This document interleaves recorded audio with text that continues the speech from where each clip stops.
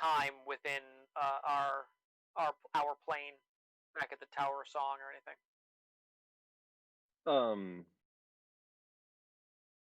So yeah, I mean, also if we, I mean, if we stay here, and so Dave has told me that Gabriel's figured out what kind of creature this is. What do I know? It's a forked tailed um, wyvern, and Family of them potentially. a family of them potentially. Might be just a mommy and a daddy and some eggs. Might be a mommy and a daddy and a bunch of baby ones. And do I know what these things are like fight like? Yeah. I mean, they're pretty dragon-like, pretty dragony tactics. They do have like this caustic spitting kind of thing, and then they also have poisonous tails. Brock could tell you probably a lot about it. And he's pretty excited, or he would be if he was around. Where is that guy anyway? I don't know. He probably behind the couch. Fucking with some shit. Yeah, like, he fell down there and we lost him. What I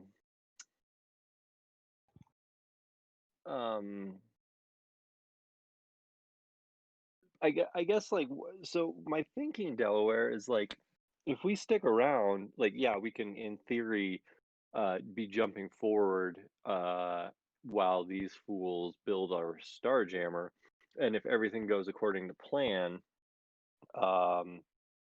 then like we come out the other side with a Starjammer ready to go, and then we can like leave our without having to like shift planes. But I just feel like that's probably not going to work out well because it doesn't ever. And then on top of that, if we go and beat up these wyverns now, is that going to like have repercussions in the future, or are these wyverns like not supposed to be here? It's just like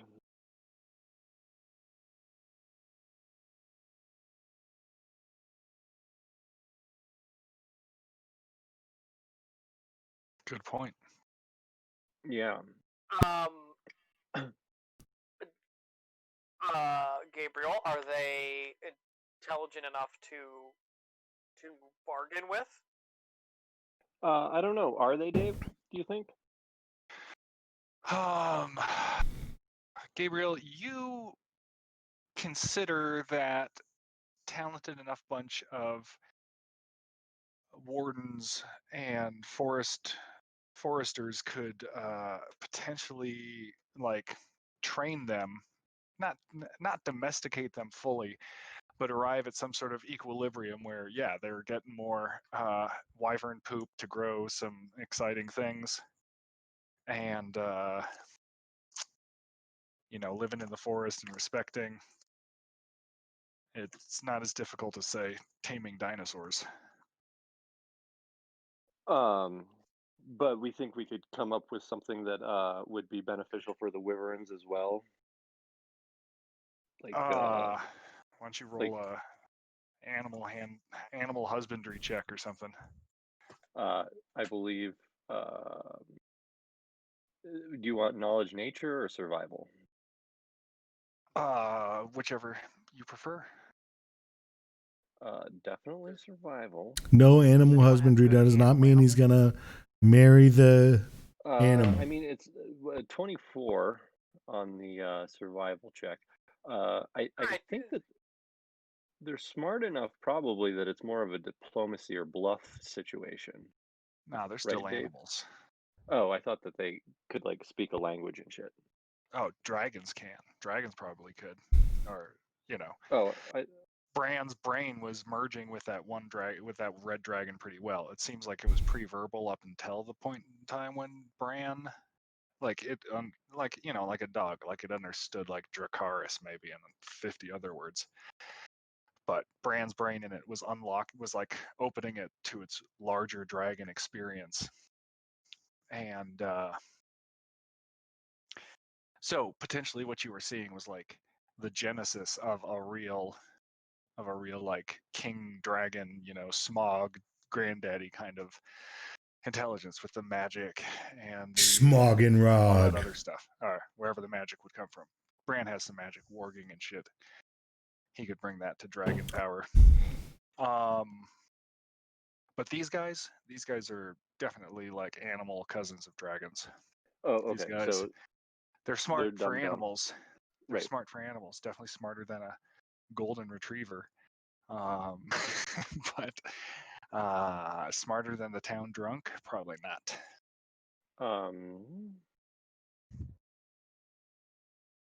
All right.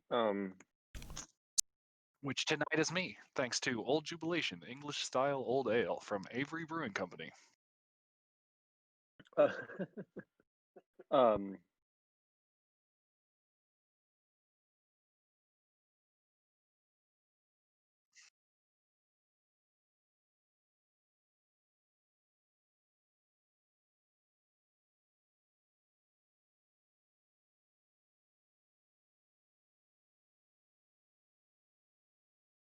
When you say town, it's kind of like a bunch of yurts right now too. It's not like, as you guys had mentioned before, you guys have Stone Shape and Wall of Stone and a couple other spells that you guys could use to erect something that gives them much better fortification than they currently have. Yeah, we're doing that definitely. Damn, that's unfortunate. Permanency is a cleric spell or a wizard spell only. Which I'm guessing you don't have that, do you, Delaware or Lagboot?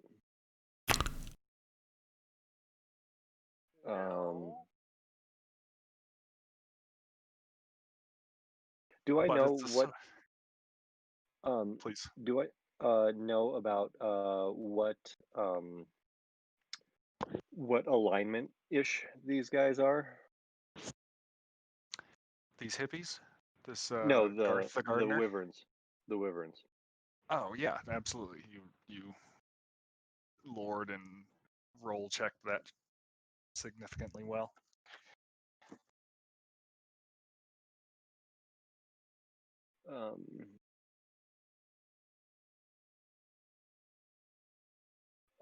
What are they? What do you mean? What are they? Oh, you Are want me to they look it up for you? I mean, I can look it up if you want. Yeah, yeah. That's hopefully those rolls are sufficient to unlock that stuff. Shit. I wish that we could make a permanent. Well, I guess we can do some fortifications. Garth and all of his homies, do they look like they can I like look in my third eye and see if any of them could possibly be magic-y people if given the right push? Yeah, they definitely are. They definitely are. Mm-hmm. Okay.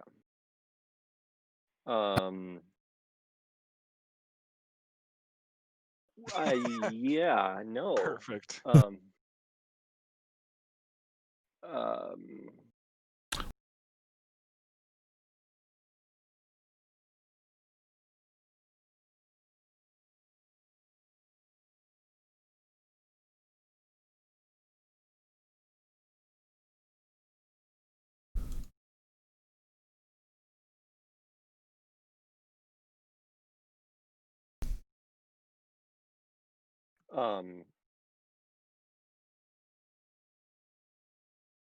I'm just thinking for stuff that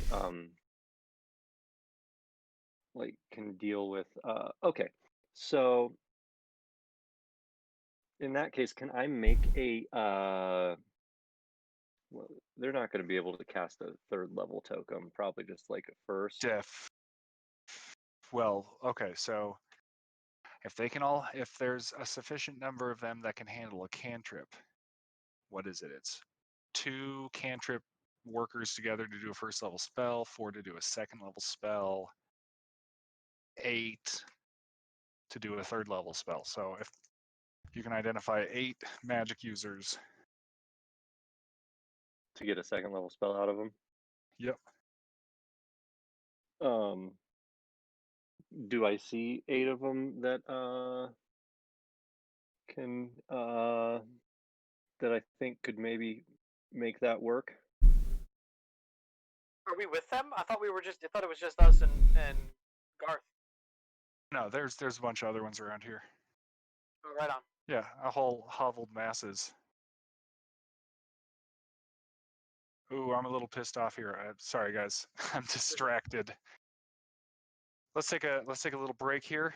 I ordered a glider, like a RC glider for my dad with a camera function, and the one I received does not have the camera on it. What did I pay that extra $60 for? God damn it! All right, we can get back to the game. Dude, that's fucking bullshit. Okay, yeah, I'm back to it. Let's crack another beer. If there are this many of them around, does it smell like patchouli? Yeah. These freaking people are breaking up marijuana on the freaking ground. Yeah, the stink of patchouli is heavy. Someone's singing like some Grateful Dead over there, like ancient Grateful Dead from a fictional George R. R. Martin world. All right, I'm trying to see what else we can do anything I can help with, which is not much.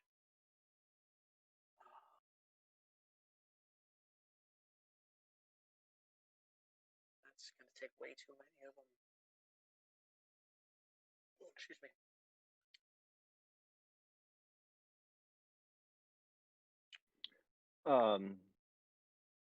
All right. So here's what I want to do, Dave. Can I make a first level token before the sun goes down? Before we have to leave? Yeah, let's see how long it would take if you roll a. You want to roll a crafting check or some sort of thaumaturgical check? Can I roll a spellcraft check? Or no, that's Yeah. Let me go look up the particular exactly how spellcraft is defined and contrapoint to like knowledge of thaumaturgy, which I'm making up. That's a Vampire the Masquerade thing, but it's a good word. Oh yeah, it's making for making craft magical items. Absolutely, do a spellcraft check.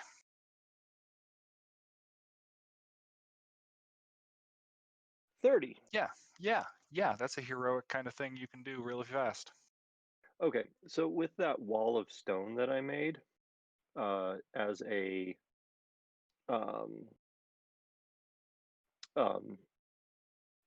barrier, Mm-hmm. I'm gonna scribe some runes in it and make it a token and kind of show Garth what I'm doing. Okay. And I'm going to make that a protection from chaos token. Nice. Interesting. Mm-hmm. So people.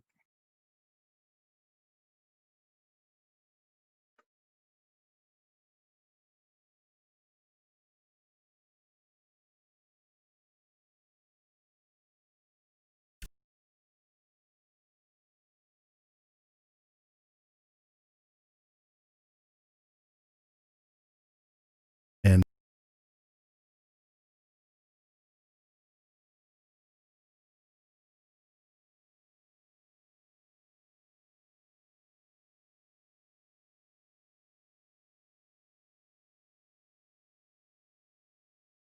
The wyverns?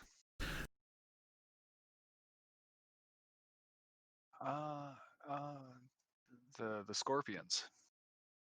Ballistas. Yeah, I like that. I know you guys were talking about griffins and stuff, but these guys have firsthand experience with wyverns right now.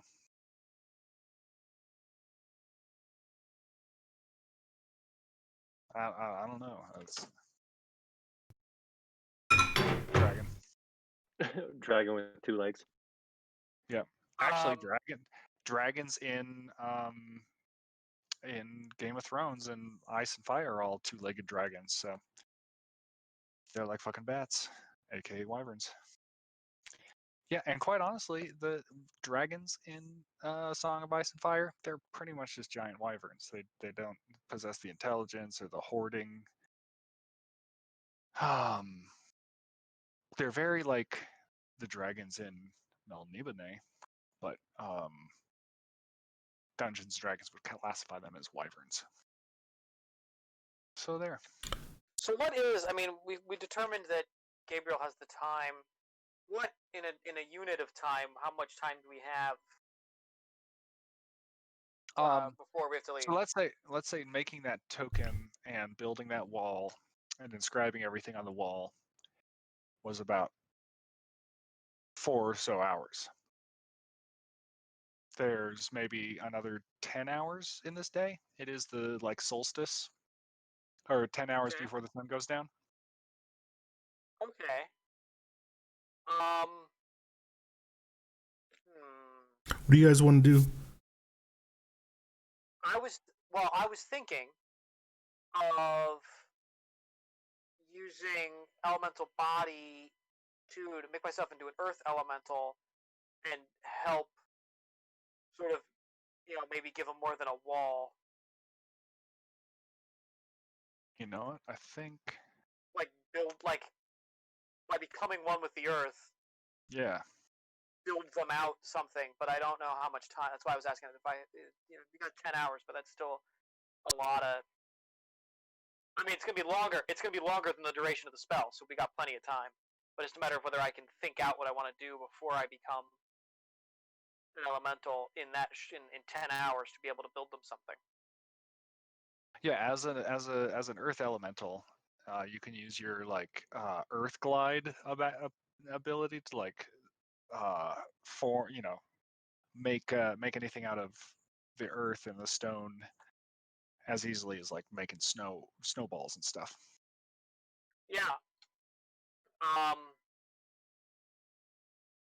So They find that pretty impressive, you know. yeah, my goal is to give them some sort of more permanent structure than a yurt that Yeah. Maybe has a couple of compartments. Like, this is for people. This is for livestock if you need to get them inside because you're under attack.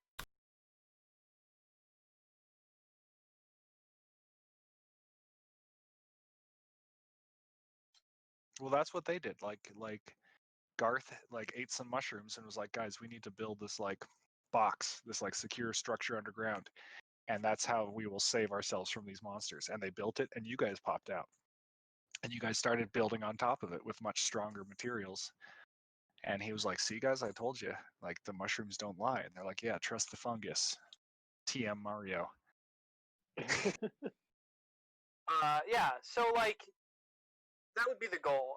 Nothing complex, very rectangular and boxy, but just enough that I could be like, you have a space for livestock if you got to bring them inside that can act as a barn, and you have a space for people and a privy, like, and that's the most rudimentary structure I can build you. So you have a box to poop in and a box for animals to poop in. Nice. Yeah, that's a good move. Some like intrepid, like gangly youth, at one point in time tries to sneak up and plant some seeds in you.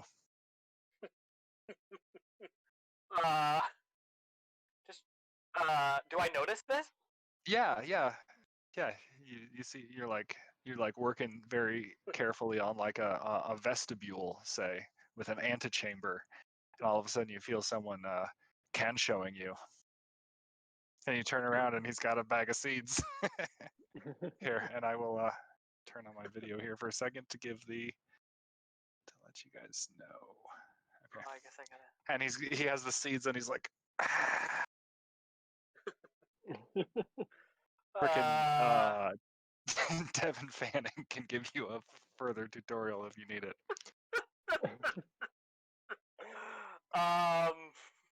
Yeah, let's politely ask him to keep the seeds outside. Things don't grow well inside or on the backs of elementals. That's right. What's this?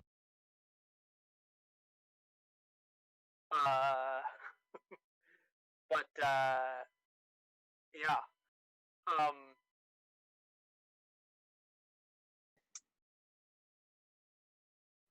Can I? Should say something like pithy, and then it will become like part of your legend. No, but can I like move the earth like a wave and sort of move him outside? Yeah, he thinks it's hilarious.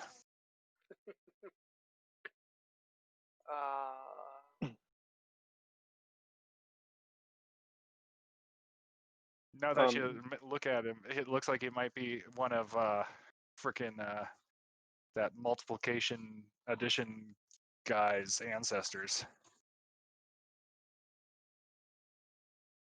Ed Sheeran. Yeah. Oh boy.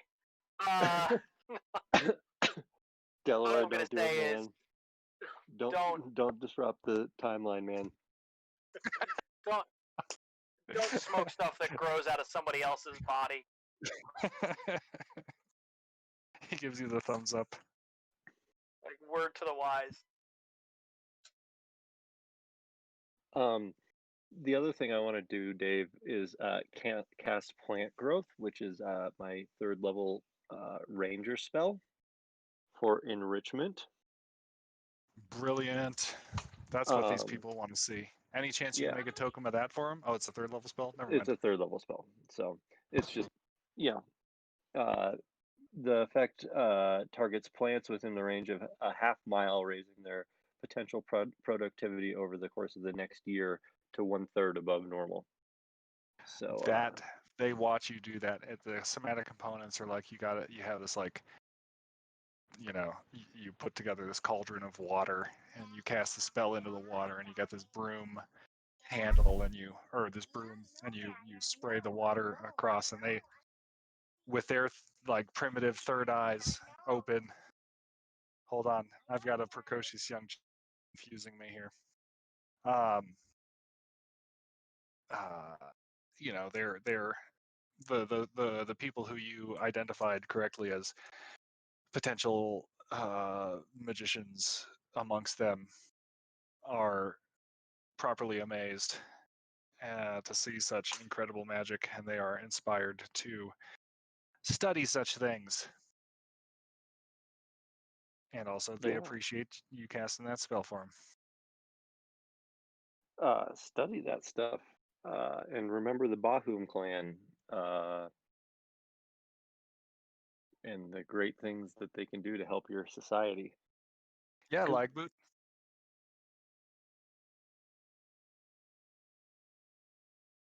Whoa.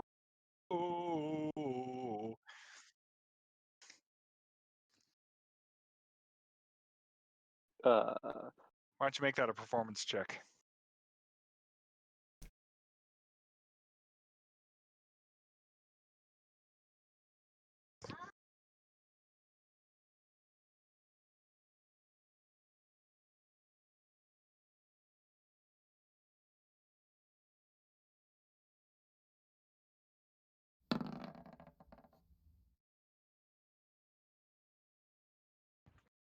Dude, your beatboxing was absolutely inspirational to them. All right, this skill challenge is about as skill challenged as it can be. There's not a lot. I think you guys, not a lot else you guys can probably do to help prepare them for this impending wyvern attack. But you've given them hope. You've given them something inspirational. You've given them the laughter of a child.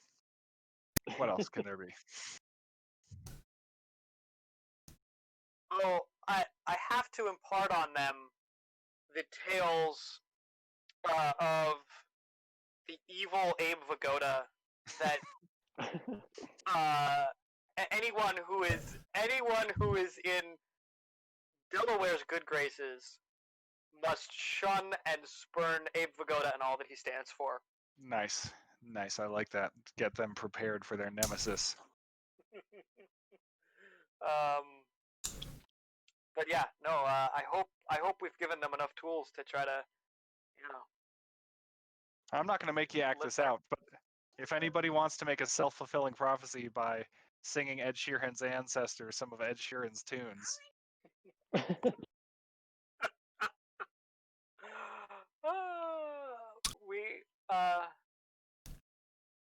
What's the one they always play at weddings? Isn't it the I like big butts and I cannot lie? That sounds right. That sounds like him. Ocean Billy. Get out of my car and get into my trunk. Everett Wallace, I'm gonna tickle you.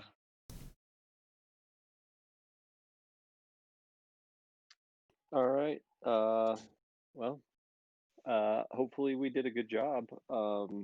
And maybe we'll be back here sometime to see how that all shook out.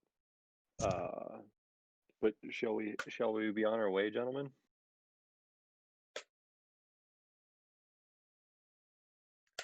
All It's not right. going to look impressive to them because all you do, you have to close that area, that space up, and then do your incantation within it. Yeah.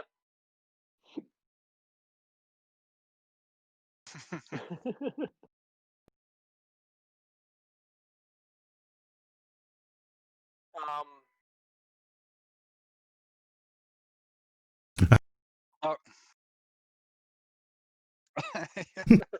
We'll come back and check on you, and somewhere between. How long do you guys want to stay away for? To check on them. If if Delaware's calculations are correct, it has to be like you have to show up on a solstice.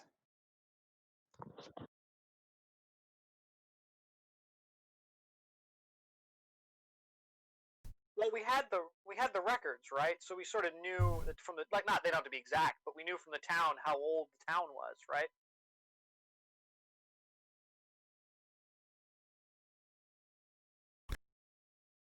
Sorry, peeing.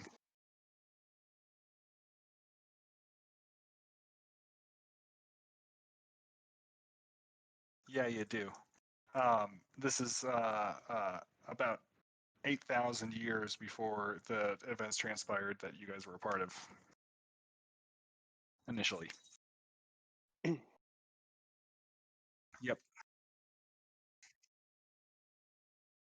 Yeah, I think give or take, probably that would be the goal. But maybe, depending on what happens, because we don't know what's going to happen when we show up back, like in the Tower of Song or whatever. Maybe we can narrow it down a little better, because maybe we can have access to better. I mean, we won't be on the plane anymore, but we won't be blocked from things, and maybe we'll have better access to stuff. Like, we can use some fancy summoning spells to actually summon somebody from the High Garden right after we left.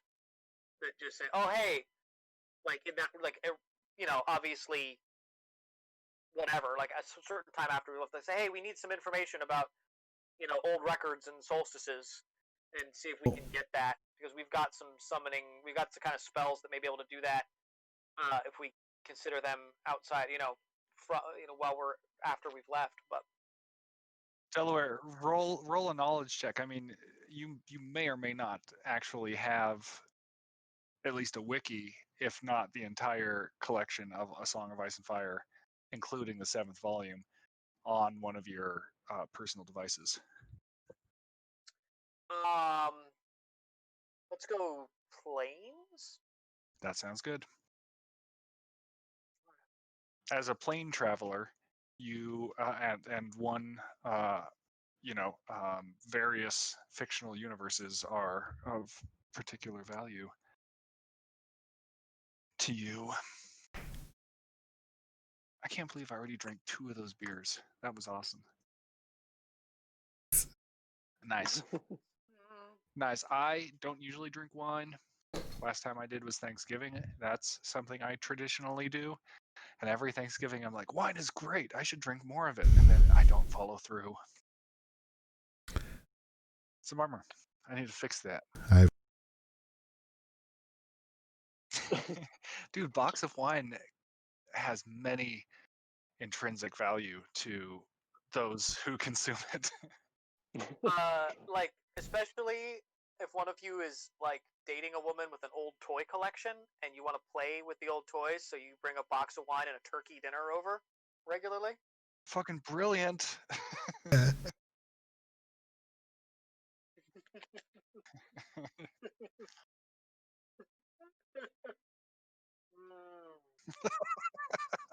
This is oddly specific.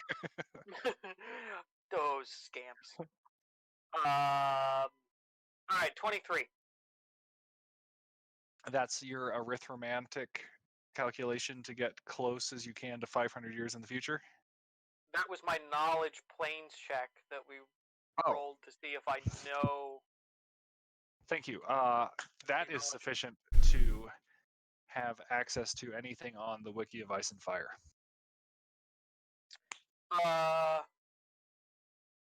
Well, great. We've got access to So, everyone. for instance, Tyrion's fucked. but also, like, if you want to read about Garth Gardner, that's right there in your bloop bloop bloop bleep. But I mean, look. I mean, I could literally, while I'm sitting here, actually pull up a real wiki. That I don't think even that is going to have detailed information on the various solstices. No, it'll tell you what happens. It'll tell you what happens. 1,200 years in the future, or 500 years in the future, or however much. So there's the timeline. Okay. Like that's spoiler or just like metagaming. I went to the Wiki of Ice and Fire and found out when Highgarden was founded, and that's how I knew to send you guys 8,000 years back in the past. There you go. No, so we do have some more information, and we'll hold on to this info. What is it? Okay. Like, if you guys want to have a really good ship, one thing you guys might want to consider is making the Reach, the founders of the Reach, good friends and improve relationship with the Iron Islands, because then the best tree growers will also be the best shipbuilders, or will have friendly relations with those. So that brings up a good point. I wasn't going to be looking specifically for the Iron Islands. One of the things I was going to ask was looking through this wiki and seeing, like, any particularly difficult or war-torn periods in Highgarden's past that we might be able to come through and, put our thumbs on the scales of history. Awesome. We can do that offline. Basically, you guys lock yourself back in that room. Yeah. And Delaware breaks out his little notebooks with engineering paper and starts writing on the walls in chalk. And he's going to have to roll a knowledge engineering check, or knowledge temporal engineering, or whatever check, to get as close as he can to the date he intends. And offline, over the course of the between this week and next time we play, you can pick a time that you're aiming for, and we can review the Wiki of Ice and Fire for that. And you can share it with Lagboot and Gabriel, so they can look at it too if they want. So should you want me to roll the engineering right now? Yes. Where did I have? This is in alphabetical order. Engineering, found it. 11. Okay.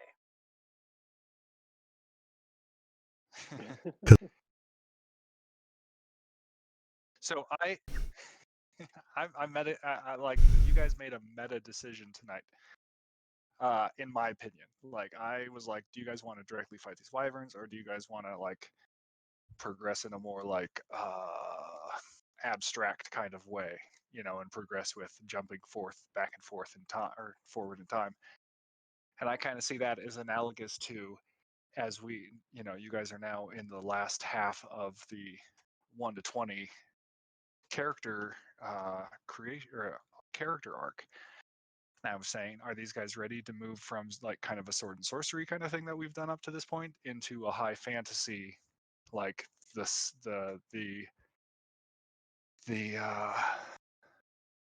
fate of the realm kind of game?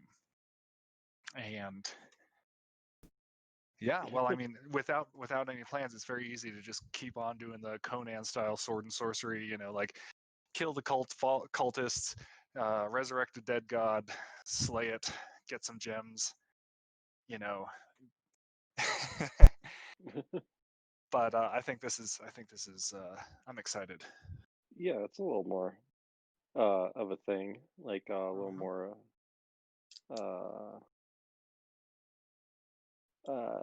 influential and bigger world, bigger story. So let's Yeah. look at 2 points in time that you guys want to jump back to, and we'll kind of try and cover either one or both of them next time. All right. And then we'll say, you guys also potentially stopped at other times, but we didn't role play those. We just said they kind of went in the same vein as the times we did kind of role play and touch on. And then I'll get you back in touch with you guys. Will get back in touch with Leonard Cohen by hook or by crook. And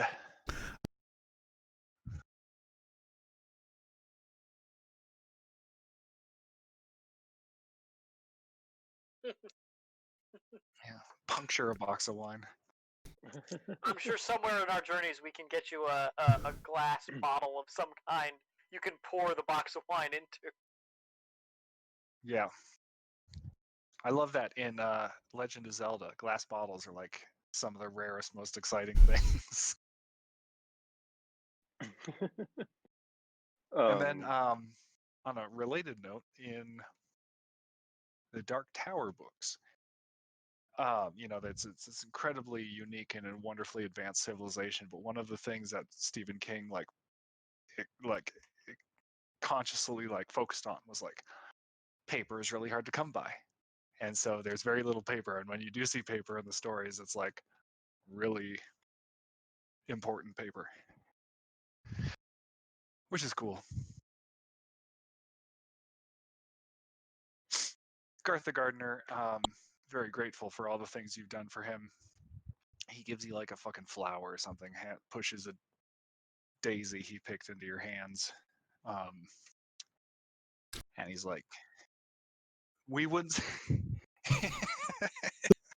Oh yeah, dude, he totally palmed it to you. It was so smooth you didn't even realize it. Oh. He's like, look down in your hand, Lagboot. He is definitely one of the more gifted potential warlocks amongst this group. You guys see it as right that he should lead. Warlocks. Wait. Does that make us the sugar daddies? Shamans, primitive magicians. Oh. Like Delaware, you definitely see these guys ain't gonna be learning the craft like you know it, but they're gonna pick up some magic, like in the swamp and shit, sacrificing cockerels under full moons. They got. I'm thinking of Dune. They got more than one moon, I'm sure, don't they? You've got the wiki now. You'd look it up. I'm tired of looking at that wiki. Hold on.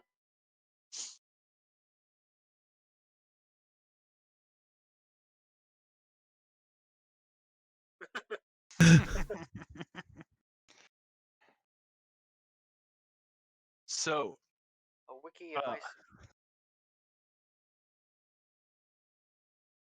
this is about where we will leave the game tonight, gentlemen, but I want to talk about our potential next game. Oh, yeah.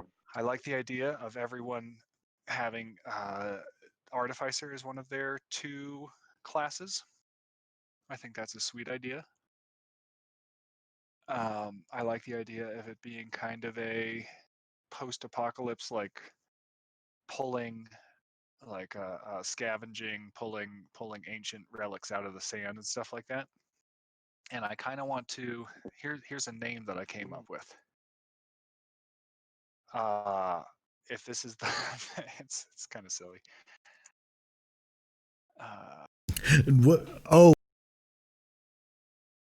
So the realm of Dooney, which is a combination of Dune and Oo from Adventure Time, but also Dni from the Myst books or the Myst video games.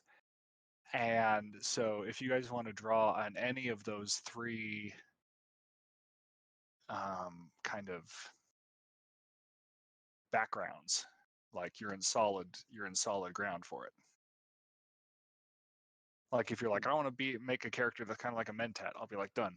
Yeah. Or if I want to make a character that's like from the Candy Kingdom, I'm like, fucking done. Then if you're like, I want to do something else, I'm like, we might have to workshop this a bit. But those are three sources of inspiration. I have to say, like, I am so excited for Denis Villeneuve's Dune, and I'm so bummed that it hasn't come out yet. I know. Well, I'll get HBO Max when it hits, or I'll go see it in the theater, or whatever.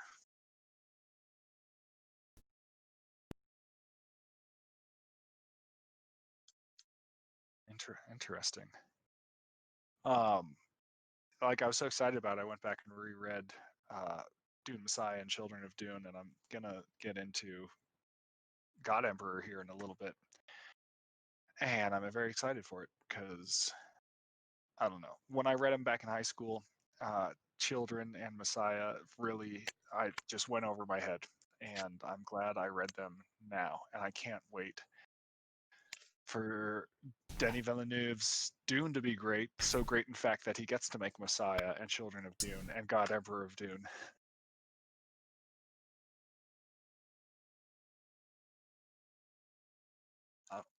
I watched your Reacts video. I reacted to your Reacts video. You can watch it on my video stream.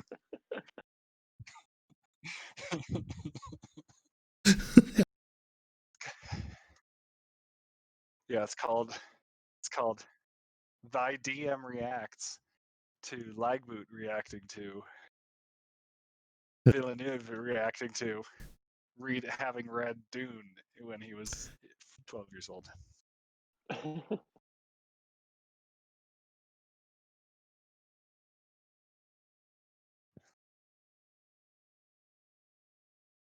Yeah. So, does anybody have a concept for a Artificer game character in this world of Dooney? I did actually.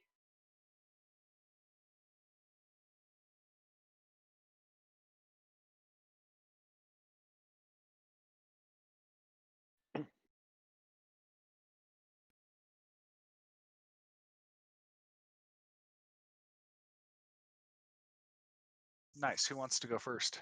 Who wants to tell me about it? Tell everybody about it, really. I'll jump in.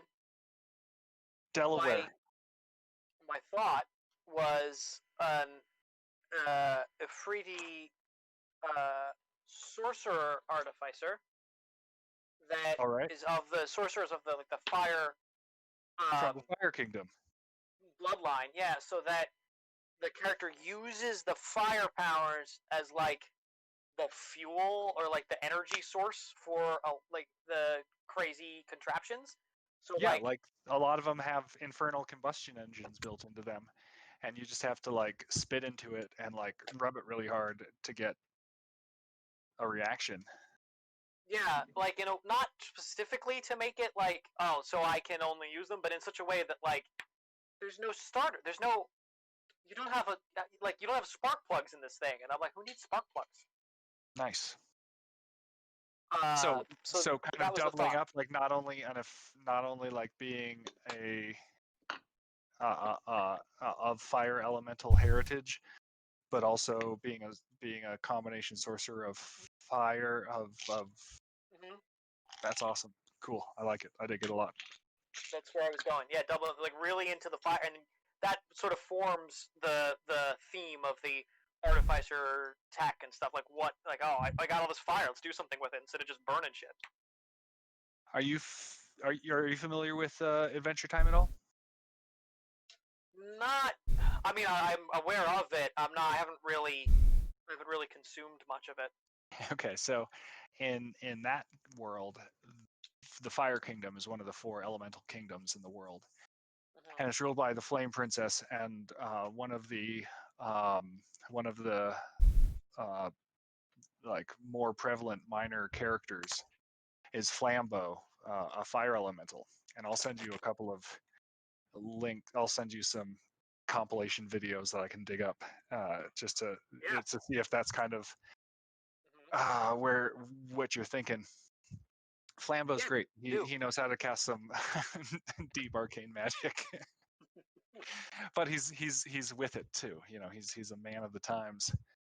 All right, Lagboot, what was your idea?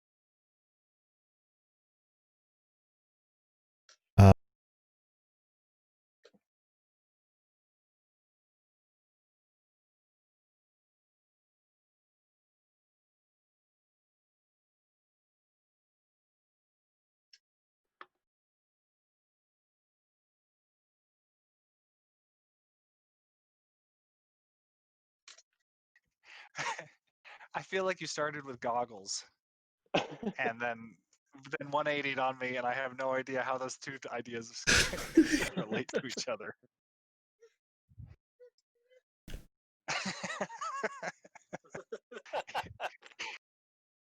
Incredible.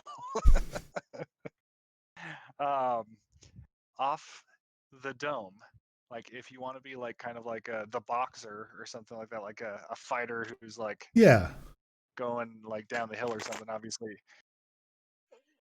a fighter or monk makes sense, but the idea, like I also think that potentially like taking some rogue levels where you're where you've developed some skills and stuff like that, and maybe you're past your prime and used to be better of a fighter, and you still know some tricks or something like that.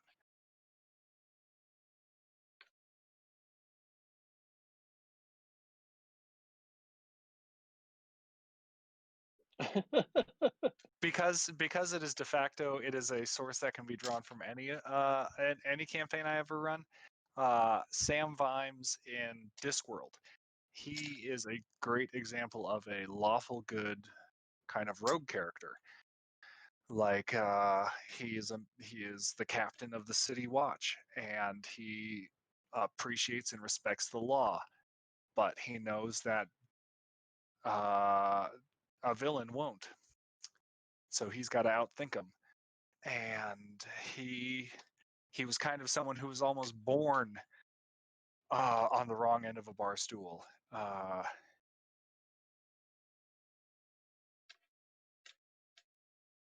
We can definitely follow this down some roads. And so his goggles are kind of like his Artificer thing. Tell me more about that.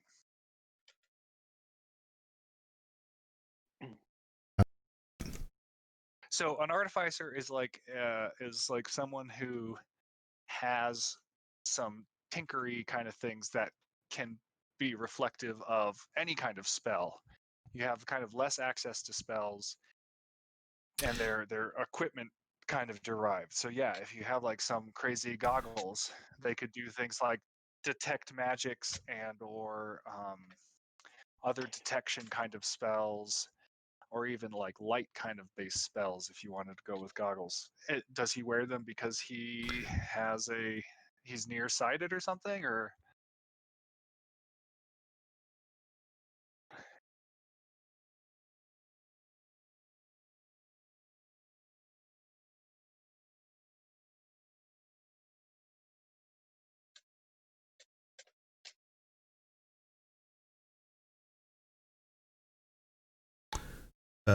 and he also was like, I kept on hearing about how you don't punch a guy with glasses. So he thought if he had them, it would help him. But he's still just getting punched a lot.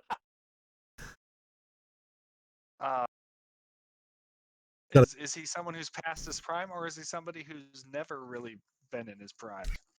Like kind of like a Steve Rogers who never got the super soldier serum.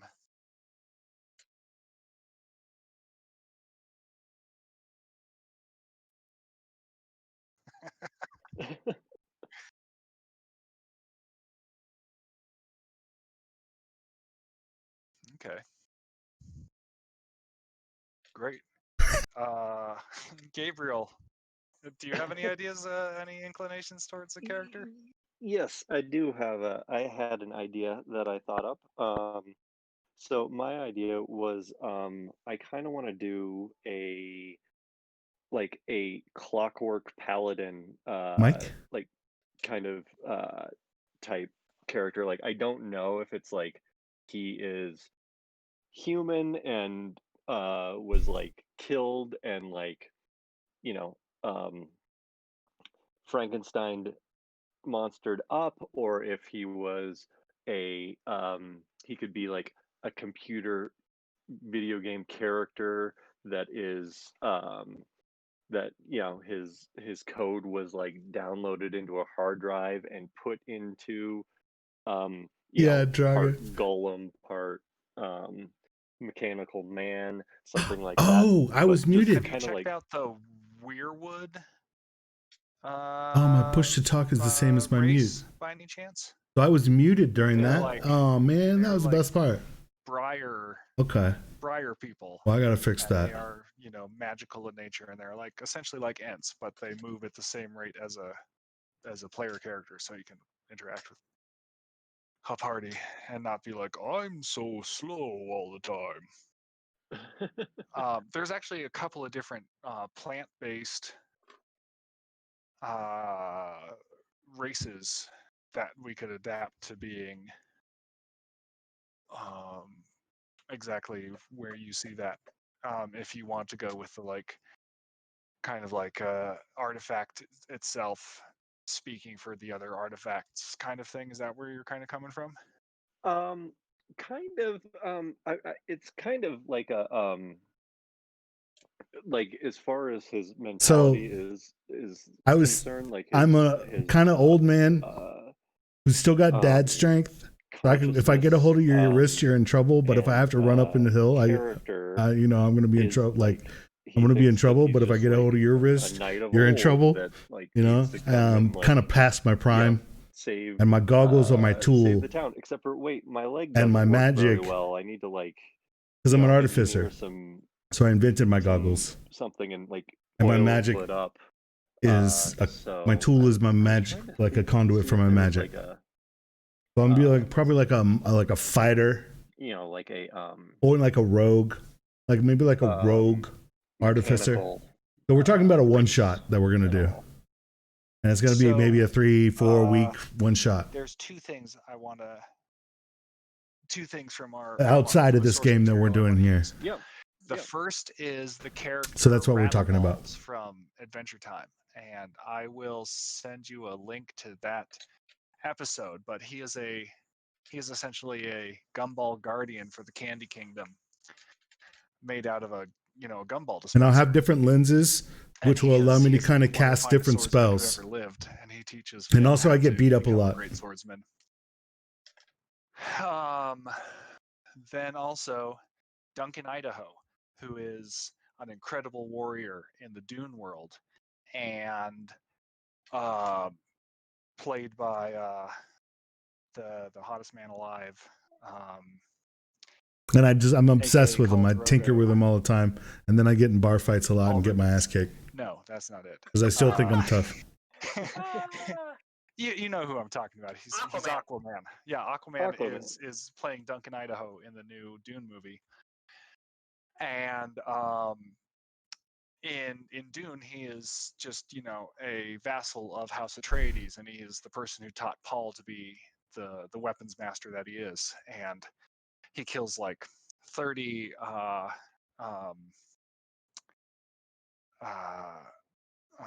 royal guard in the saving Paul's life, and then in subsequent novels, an evil Tlaxu plot has recovered the corpse of Duncan Idaho and reanimates it as what is known as a Gola, something like a golem, something like a undead, and they present it to Paul, who is Emperor of the Galaxy at this point in time, and they're like, here's a gift for you. And he's like, this is a reanimated corpse of my best friend. And they're like, yep. And it's an incredibly Machiavellian plot. It's fucking brilliant as it unfolds. They do. Well, here's the thing. Like, it's not really undead. He's fully alive. It's like a clone kind of also. And the clone, known as Hate, he's like, my name is Hate, and he's like, you're an absolute spitting image of Duncan Idaho. And the Tlaxu is like, yes, we resurrected him, but now he thinks of himself as Hate, or whatever, At any rate, he falls in love with Aaliyah, the abomination, and the head of the religious order that supports Paul, and she has children with him and starts off Leto II's breeding program. Leto becomes one with the sandworms and reigns for 10,000 years as the only source of spice in the entire universe. Which is what Paul was supposed to do, but he just didn't have the constitution for it. So at any rate, because Paul unraveled the Tlaxu plan, the only Gola that can overcome its programming and actually become a resurrection of himself is Duncan Idaho. That's the whole thing. When he's presented, he's Hate, but because he's wrapped up in this assassination plot, and Paul the Muad'Dib uses his powers of the Kwisatz Haderach on the Gola, he gains all of his ancestral memories of himself before he died the first time, and he's like, I'm Duncan Idaho, I'm your best friend again. And Paul's like, it's great. And then the Tlaxu was like, haha, that was our plan, to show you that we could resurrect people by telling them to go kill you, and then you would overwrite their programming, bringing their entire consciousness back into play. And he's like, that's fucked up. I'm murdering everybody who knows how to do that. But I'm going to keep this. And then Duke Leto, or I'm not Duke Leto, Leto II, Paul's son, has access to the technology only to resurrect Duncan Idaho. And over the course of 10,000 years, he always has a Duncan around.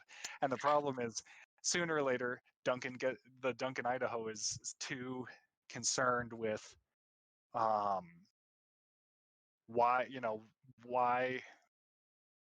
he is a clone and why he's not the original anymore, and looks into the history, and it gets crazy, and he realizes that Leto the second Atreides is actually this massive maniacal despot, which he is. I mean, he's a fucking half sandworm, half human, ruling the entire galaxy from Arrakis for 10,000 years. And so Leto has to kill him, and he's like, all right, spin up another Duncan, please. At any rate, Duncan Idaho is a great example of a paladin in the Dune world, and you could be the fifth incarnation of some sort of physical mortal manifestation of some concept. I am the preservation of purity, and I was created 7 billion years ago to make sure that virgins didn't get molested or something. I don't know.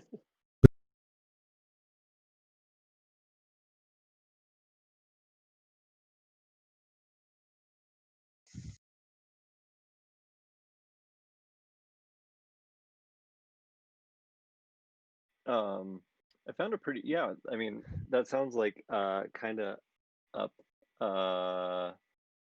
my thoughts on him. I found a third-party race for Pathfinder called Gearforged, which might work kind of cool with it. Is All it Gearforged. is it in the PFSRD? Yes, it is. Please read it. All Gearforged were once other creatures now inhabiting standardized bodies with cylinder springs, articulating joints of varying quality. Each one is made of iron, brass, and steel. His distinctive appearance as other people differ by the hair and eyes.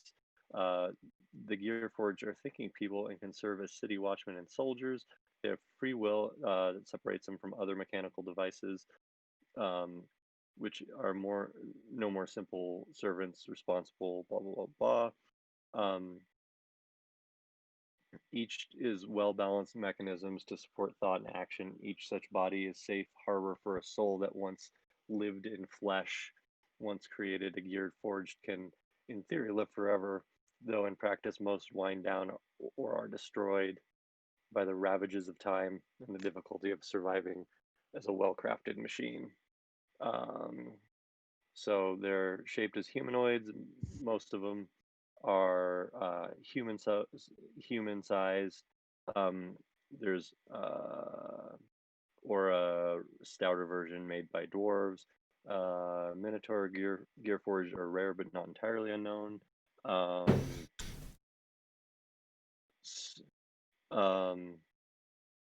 They insulate themselves into existing societies as best they can, having metal bodies, and they get along with other classes.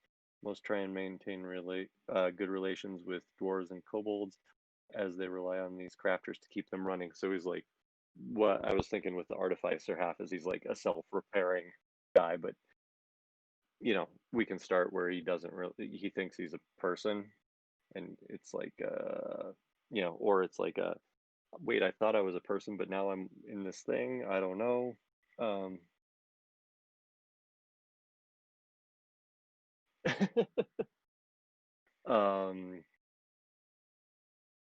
They move at 30 feet. They're a construct. No constitution scores. Immune to disease, poison, magic, sleep, enchantment, paralysis. Cannot fatigued or exhausted. They don't need to eat or sleep. They don't have other immunities common to constructs. They can't heal damage on their own. Cure spells, wands, and potions heal Gearforged for the minimum amount per charge or dose. Mending probably heals them. Mending heals 1 point of damage for them, and Make Whole does 2d8 points of damage, or heals 2d8 plus 1 per caster level. They, rather than sleeping, they need to rewind their springs, repair gears and oil, and clean their parts each day for a 4-hour period.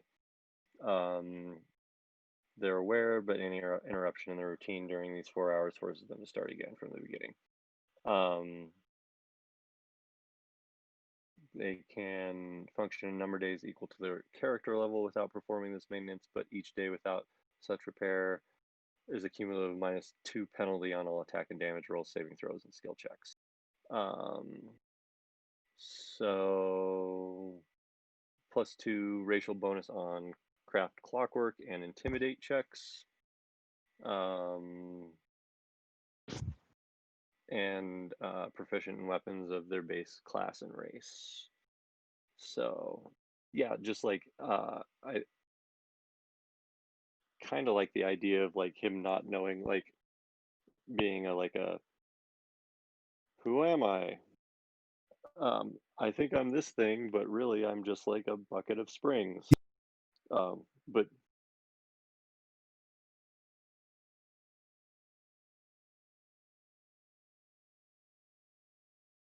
yeah. I'm put in mind of that Clockwork Gentleman in Return to Oz. Are you familiar with that?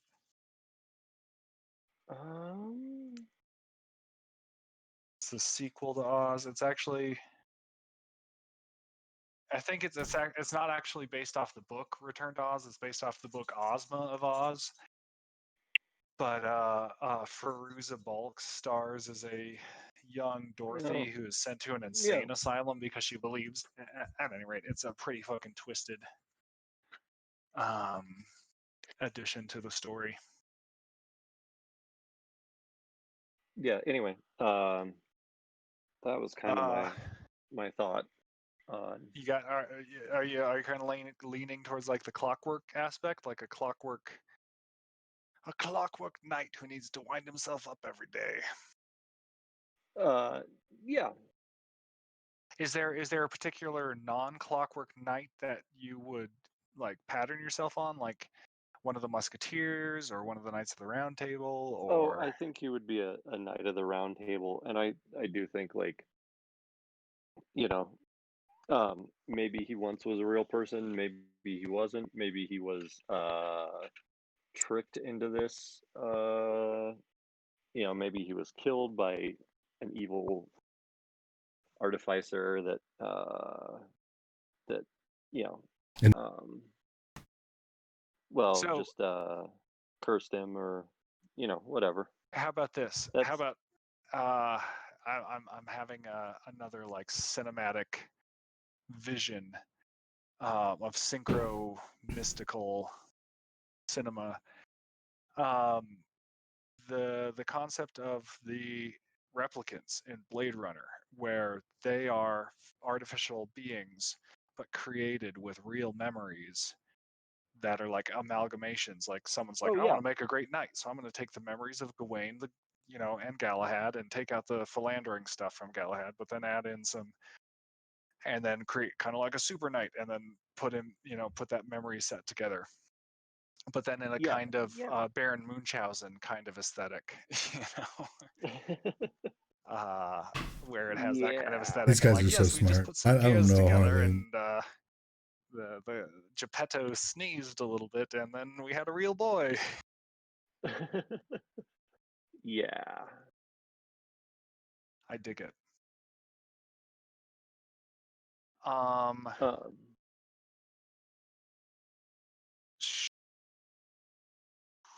kind of like to start the adventure en media res, in that we don't bother exploring how you guys know each other. We just assume that you guys do. And we can explore that after an adventure or so. Does that sound kind of cool? That sounds like a great plan to me. Yeah, I like it. Chris, did you see those Flambeau clips that I sent you? You have a chance I to didn't. watch them? I didn't play them because it was going to be chaos to try to listen and Fair play the enough. conversation and watch the videos at the same time. But trust me, I will in short order. Fair enough.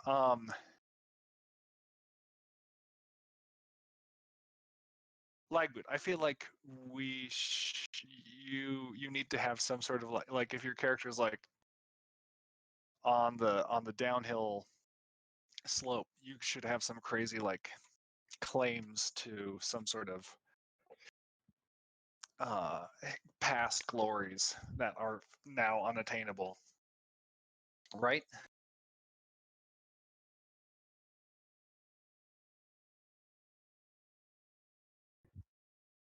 What do you think was the zenith of your character's career before you wound up here, wherever this is? High school football star.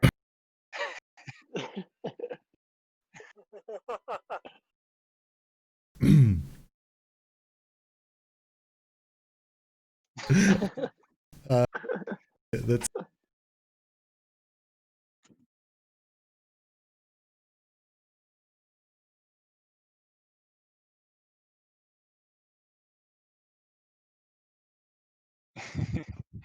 So one character in Adventure Time that I wouldn't mind of is Sergiok, who, when we first meet him in Adventure Time, he is a king of the goblins, and he is a despot. He is absolutely a horrible kind of king, and he is mostly obsessed with spanking his subjects and subjecting their bottoms to torture.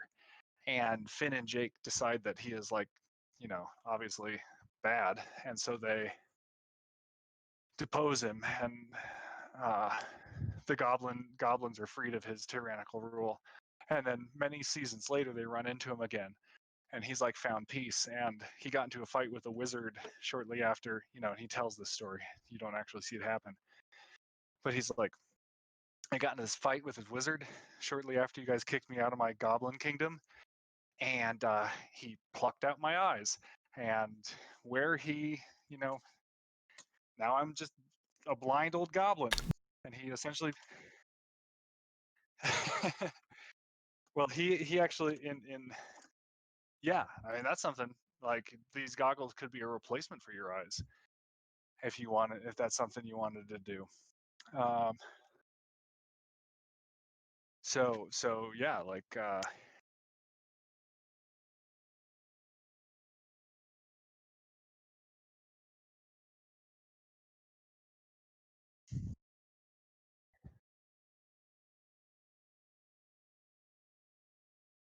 so one thing could be, so this is more of a D&D thing, but you could have been a party member, like, searching for the eye of Vecna, and you thought you found it, and you plucked out your eye and put it in, and it turned out not to be the eye of Vecna. It was just some fucking gem.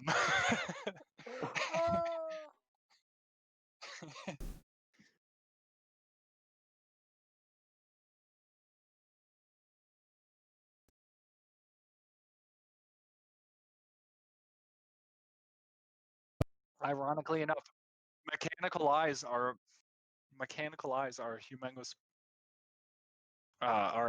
part of the Dune Messiah book. Duncan Idaho, who I previously mentioned, when he's brought back as a Gola, they give him enhanced robot eyes, and just so he can see better. And that's one of the glaring distinctions between the original Duncan Idaho and the new Duncan Idaho. He keeps reminding Paul and Aaliyah and everybody else around him that it's not the original. But then also, an atomic device known as a rockbuster almost destroys. It doesn't almost destroy Arrakis. Given enough power, it could destroy Arrakis, but it is set as a trap to destroy Paul Atreides, and it doesn't. But it blinds everybody in like a kilometer radius. And Paul is like, "Cool, I'm blind. I can see anyway because I've got like sight beyond sight." But everybody else who was blinded by this bullshit, like, I'm sparing no expense, and we're going to buy them the highest quality robot eyes that they could possibly have. It's a great story with some great metaphors, eyeballs and shit.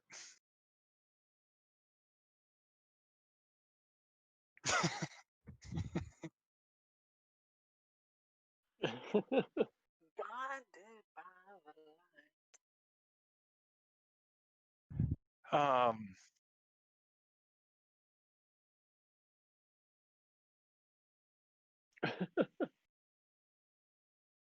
Chris, I'm going to throw this out there. The word focus is from the Greek for fireplace, I want to say. I could look it up on an etymological dictionary just to make sure I'm not off base here.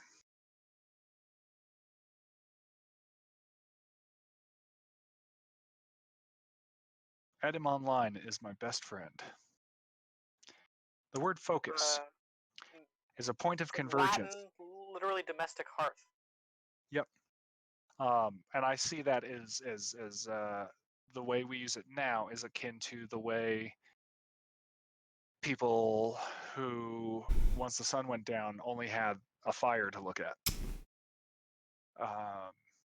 and staring into that. And so I'm kind of seeing like an eye theme kind of develop here. All right, I'm following you. So I really like where this is going.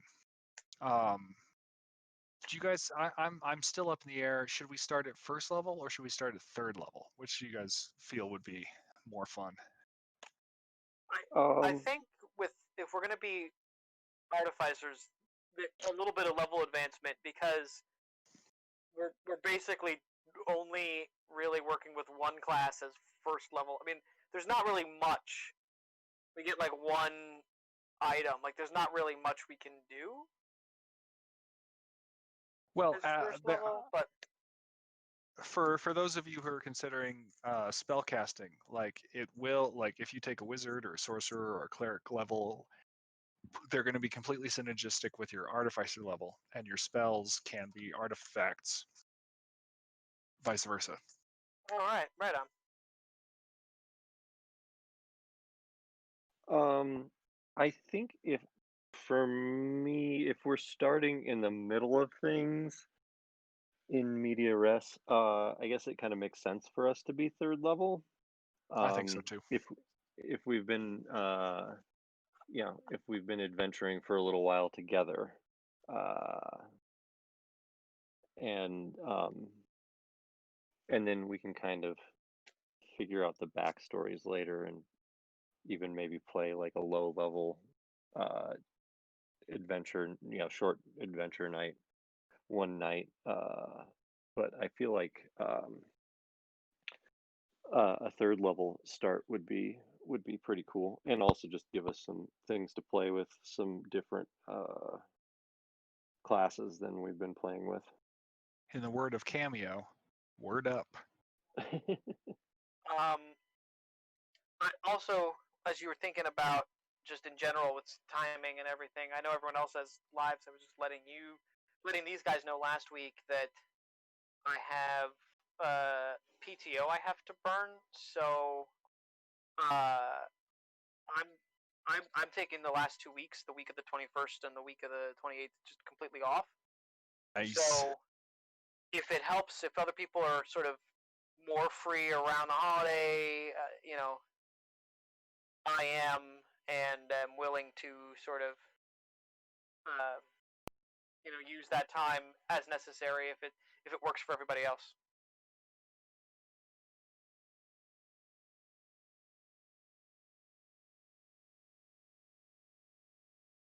Interesting.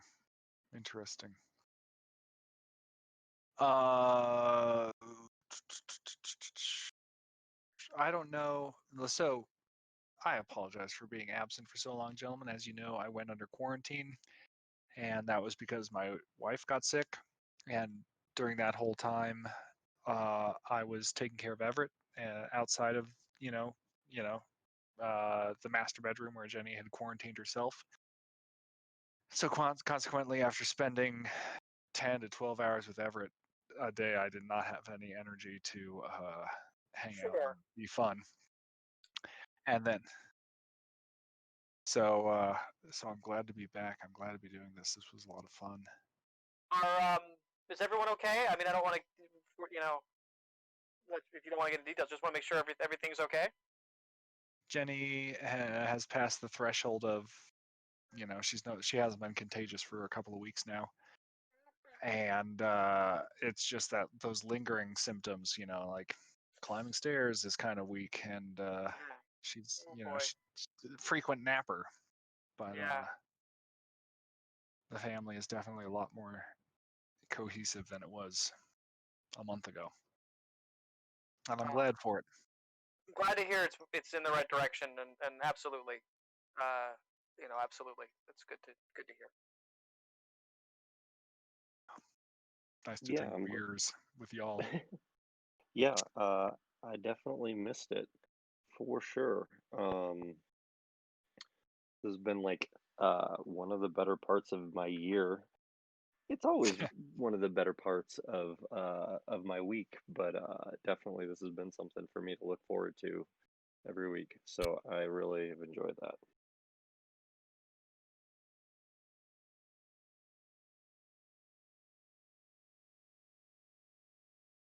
You've been a wonderful addition, Lagboot. I appreciate you doing your thing, fun. bringing the realism. Yeah, and you're probably like number 2 on most games played on the Next Bardo at this point, I think, Lagboot. Um, That's killer. Actually, now's a good time as any as we're talking about sort of larger stuff. I haven't told you guys yet. Little Lynn here is going to be a big sister in the spring. oh damn, Oh, that's exciting, man. So yeah, is it going to be a sentient being? I hope so. I hope so. That's awesome. Congratulations. Yeah, congratulations, Chris. So just we haven't had a chance for me to sort of break it to you guys in a while, and like I don't know what's going to happen come about March or April in terms of availability, but I'm sure after I get over the newborn hump, The drinking I'll be able to until 2 a.m. yeah, perhaps that's causing a problem. But That's not a problem until you're up to like 5 or 6, I think, generally. Like stick it to the quiverful, you know. Okay, maybe not that hard. Don't stick it that much. I'll be good for a couple of months, and then when we get into the spring, and I'm sure my schedule will get topsy-turvy for a while, and then hopefully as things, as the normal progression of things settling down, I'll be back to regular schedule with you guys. Well, thank you very much. But yeah, like sometime like late March, April, so we've got a couple of months. Good job. That's exciting, man.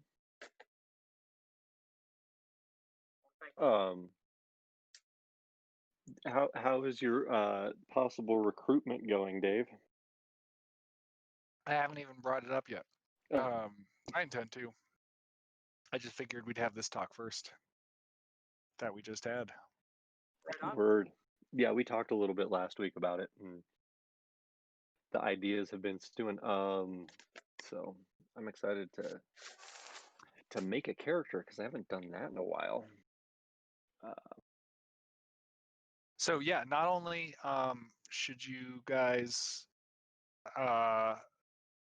make characters, 3rd level Gestalt characters for this, but you guys should also do your own tokens in Hero Forge, if you would be so kind. If anybody needs some extra like over the shoulder coaching, I'm happy to do that. Let's set up a time when we're all taking vacation, kind of outside of the standard channels, and work on that. Oh man! So I've sent every Lagboot. I've yet to send you any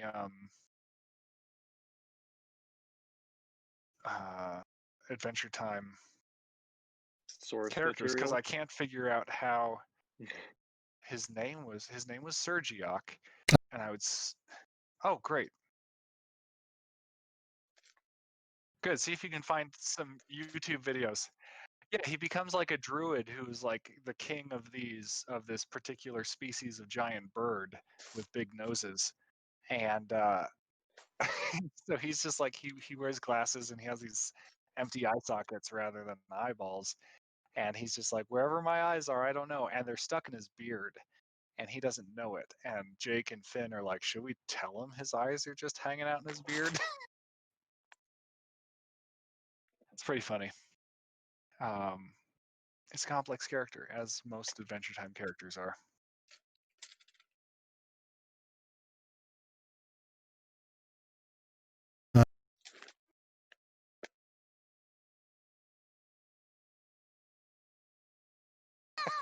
I haven't seen it. I was thinking about the one where they play D&D with Kanye the Giant, who ascends to the power of Dungeon Master, and 1d12 titties pop out.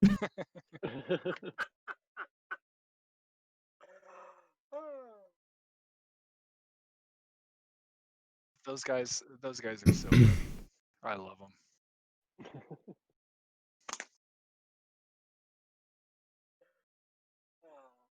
Well, and in other good news, no major holidays land on Dungeons and Dragons night. aka Sunday night. Fuck yeah, that means we'll be playing right through that shit.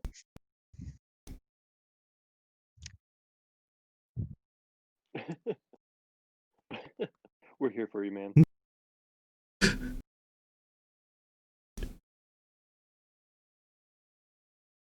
I do too. Thanks. Thank you, gentlemen. Yeah, for sure. Yeah, thank you all. This is a lot of fun.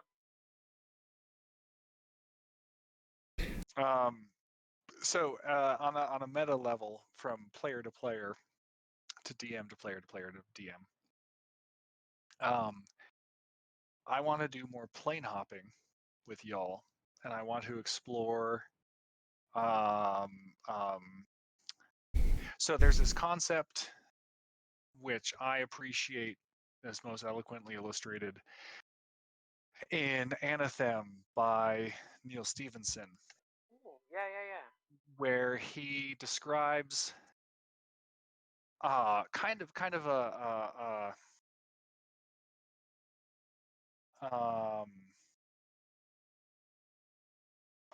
what's the, I can't remember the philosopher, but there's the purely mathematical world, which is like the language and the universe of angels, and everything works exactly as it's supposed to be designed. And then there's subsequently less and less perfect worlds, consequently, that create kind of like this onion until you get to like completely nonsensical, not real at all worlds. And you guys have been messing around, stuck in the world of A Song of Ice and Fire recently, and your characters are meta aware that it is also a creation of George R.R. Martin, and that there are other worlds that can be explored that are also not real because they are the creations of other people. And in the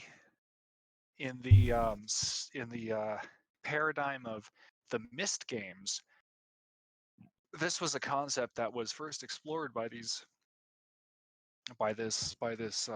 civilization of Denis, who in their hubris thought that they were creating worlds by describing them in books.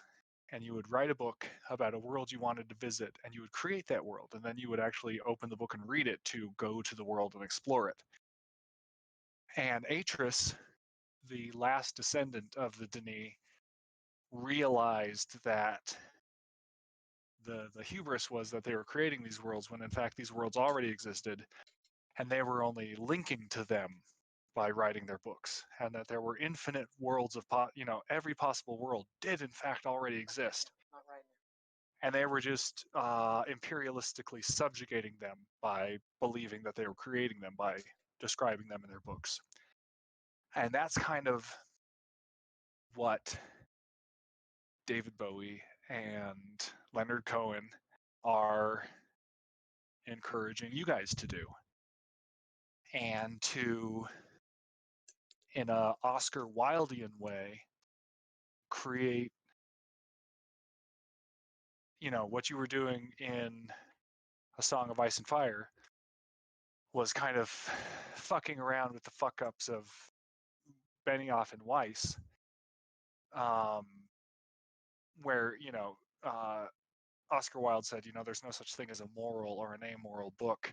They're either well-written or poorly written. And I'm going to start weaving in elements Had he read Mein Kampf? Well, that's part of the thing. A poorly written book is indistinguishable from a book that imparts immorality. Like part of what makes a book good is the active consequence. And you mentioned Mein Kampf, and I kind of counter with The Passion of the Christ. And The Passion of the Christ is not telling an amoral story, it's telling a very moral story, but it focuses so heavily on the suffering without drawing any sort of conclusion like we'll put Mel Gibson as, say he was the, he is the individual responsible for that piece of work. There's a vacuum of consequence in his interpretation of the New Testament, which leaves open for misinterpretation. Whereas I would say stories by James Thurber, or most classically Aesop, Never read that. They don't allow you to draw incorrect conclusions because they are very well constructed stories. And that is the difference between a moral and amoral story, or rather a well-written and a poorly written story. Like, characters cannot be constrained in any way, but neither can consequences be arbitrary. At any rate, I want to get more into the mythology of the Magic My the DM Gathering is so game, smart, where you dude. have He's a these little too planeswalkers who are, smart for me. creating reality I wish I knew some of these references. by fighting, or by engaging in combat and wielding resources which shape a universe. And your characters in my game are starting to realize that you are pawns in this. And the next step is like Alice in Wonderland through the looking glass, where as a pawn, you ascend to the final rank and become queens and kings. I like it. And I was also, as we were talking, looking at some possible times for us to Dave, you said you wanted like 2 times for us to jump forward. I'm thinking, if everyone else is okay with it. So after, like, we're in the age of heroes, basically, which is where House Gardener starts the Reach, where we are, builds High Garden, and then so then Aegon the Conqueror, who's the the big bad Targaryen that shows up with the dragons that unites the 7 kingdoms. And there's this big battle where basically Aegon the Conqueror is just rolling around to the different 7 kingdoms and kicking everybody's ass and making them kneel to him. Because nobody built a castle that was supposed to defend itself against dragons. They were always worried about White Walkers and other terrestrial-bound armies. Yep. So the dragons show up and they're basically like bringing a nuke to a gunfight, and what happens is the gardeners like rally everyone up and go to fight the Targaryens and get their asses kicked, and the Tyrells were the stewards of the gardeners, and they were hanging back at Highgarden, and after Aegon beats the gardeners, he goes to Highgarden, and the head Tyrell is the steward, and he's like, all right, we'll kneel to you. And so then then the Tyrells get to be the head of Highgarden under the Targaryens. I feel like maybe one of our points should be to go back and talk to this Gardener King before, like when they're gonna go march to fight Aegon, and convince him to like do the smart thing and kneel, because there's no way he's gonna win. Therefore, keeping the gardeners in line, in charge of Highgarden and helping us. And then the other one is the Reach is like where the Iron Islanders were like raiding in the way distant past there, and it hasn't happened for a while, but at some point in the past, and maybe Dave can decide when, we need to show up and if there's a major invasion of the Islanders trying to like reap and ravage the Reach, we can be there to like totally break their spirits, but then also offer them an alliance to get some ship building getting made, so we can, yeah, basically be like, we're not going to take over, but if you don't want us to like go destroy your castles and stuff, you're gonna stop, pillaging, and you're going to help us with some shipbuilding and help teach the gardeners how to build ships better, so our ship gets better. That was my idea for R2. Yeah, the Greyjoys will be like, we don't sew, and the gardeners will be like, we fucking do. Yeah. So that's my idea of two spots in history that we could play out, if that sounds good for everyone else. We should reach out. Am I on mute here? Nope. Nope, I hear you. We should reach out to Brock and see if he's interested in getting in on those. It seems like the sort of thing that he'd be into playing. Yeah. Can't sure. make him, but we can invite him. Right on.